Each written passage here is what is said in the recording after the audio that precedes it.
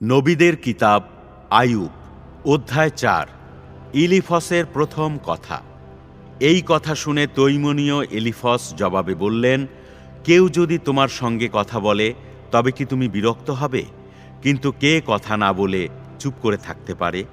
ভেবে দেখো, কতজনকে তুমি কত উপদেশ দিয়েছ এবং দুর্বল হাতকে সবল করেছ।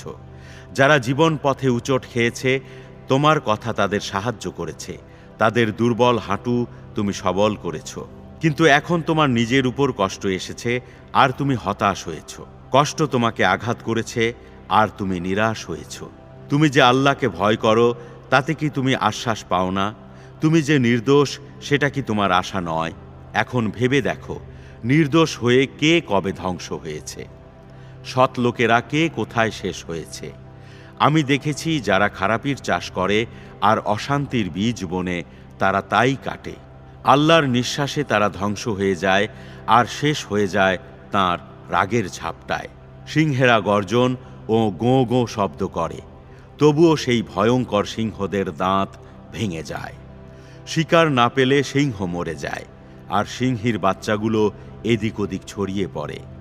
একটা কালাম আমার কাছে চুপি চুপি আসলো, তার ফিসফিস শব্দ আমার কানে গেল। রাতে মানুষ যখন অঘরে ঘুমায়, তখন স্বপ্ন দেখে আমি অস্থির হলাম। ভয় আর কাঁপুনি আমাকে ধরল, আমার সব হাড়গুলো কেঁপে উঠল। একটা রূহ আমার সামনে দিয়ে চলে গেল আর আমার শরীরের লোম খাড়া হয়ে উঠল। সেই রূহ থামল, কিন্তু সেটা যে কেমন তা আমি বুঝতে পারলাম না। আমার চোখের সামনে একটা কিছু দাঁড়ালো। খুব আস্তে আমি এই স্বর শুনলাম, কোনো মানুষ কি আল্লাহর চোখে নির্দোষ হতে পারে? তার সৃষ্টিকর্তার চোখে কি সে খাঁটি হতে পারে? আল্লাহ যদি তাঁর গোলামদেরও বিশ্বাস না করেন আর ভুলের জন্য তার ফেরেশতাদের দোষী করেন, তবে যারা মাটির ঘরে বাস করে, যাদের ভিত্তি হলো ধুলা, যাদের পোকার মতো সহজে পিষে ফেলা যায়, তারা আল্লাহর চোখে আরও কত না বেশি দোষী হবে।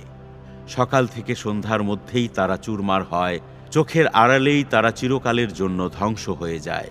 তাদের সব কিছু তাম্বুর মতো তুলে ফেলা হয় আর তারা জ্ঞানহীন অবস্থায় মারা যায়।